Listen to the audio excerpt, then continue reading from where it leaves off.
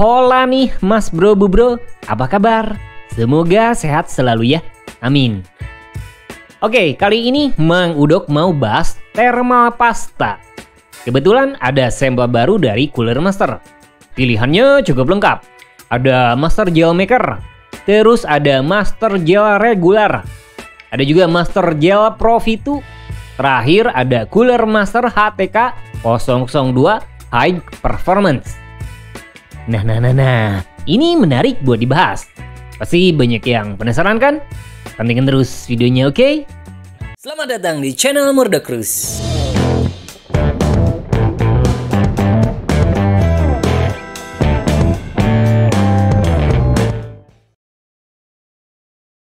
Alright, thermal pasta itu sering kali kita temui. Misal saat akan masang cooler ke CPU. Biasa juga disebut thermal grease, di mana ini merupakan lapisan khusus sebagai perantara antara cooler sama perangkat. Fungsinya itu bisa ningkatin pembuangan panas lebih efektif.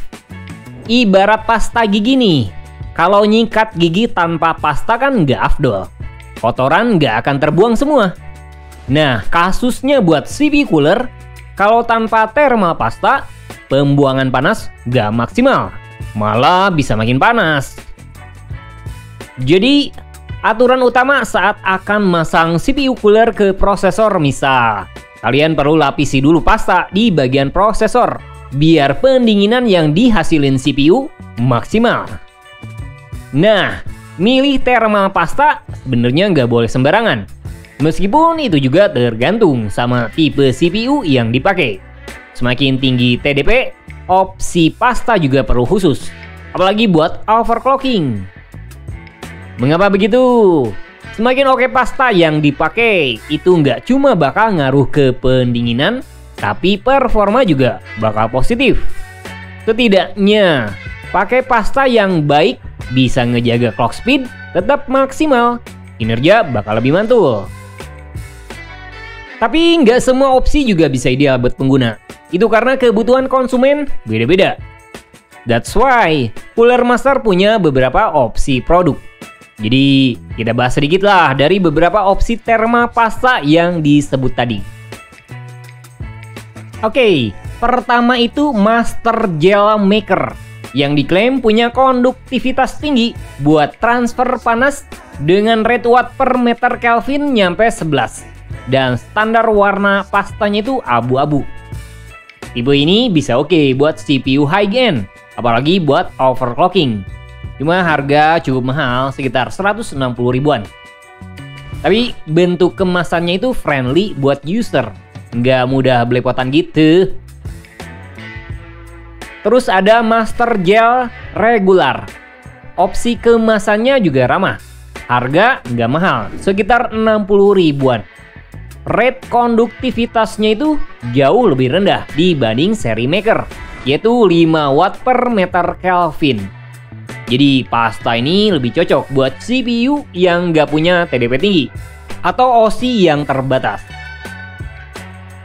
Lalu ada Master Gel Pro V2, punya standar konduktivitas thermal nyampe 9 watt per meter Kelvin.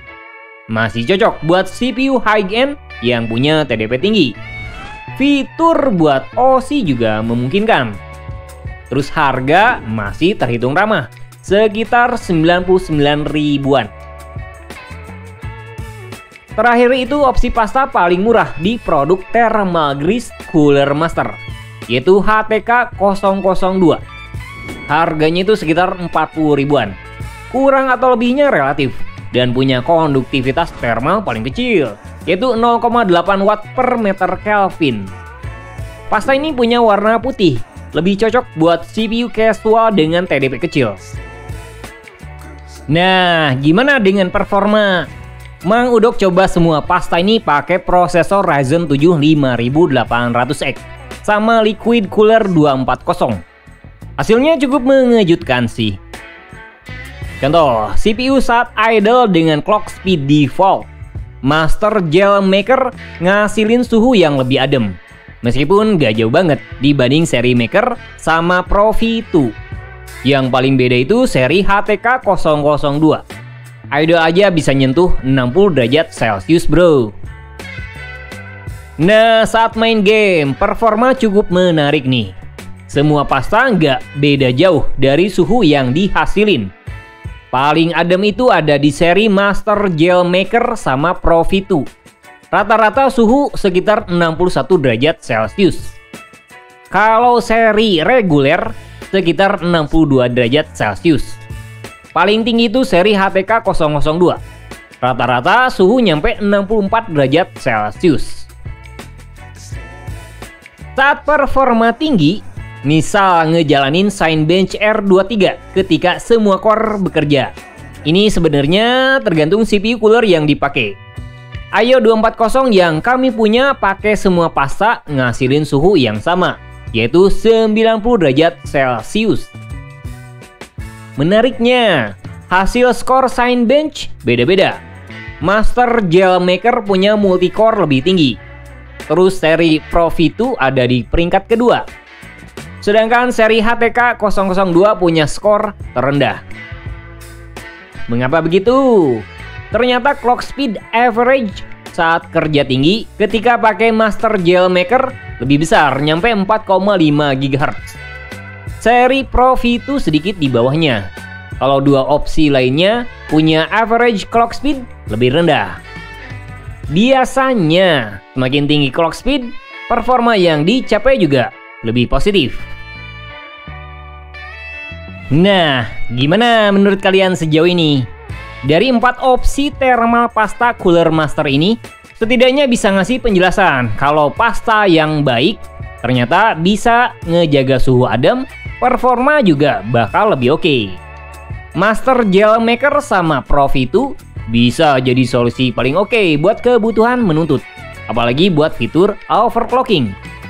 Kalau Master Gel reguler sama HTK 002 kayaknya lebih cocok buat casual user yang punya CPU dengan TDP kecil. Meskipun buat prosesor high-end sih masih memungkinkan. Jadi itu dia ulasan singkat tentang thermal pasta dari Cooler Master. Gak semua sih diungkap, tapi semoga bermanfaat yes. Jangan lupa like dan subscribe-nya.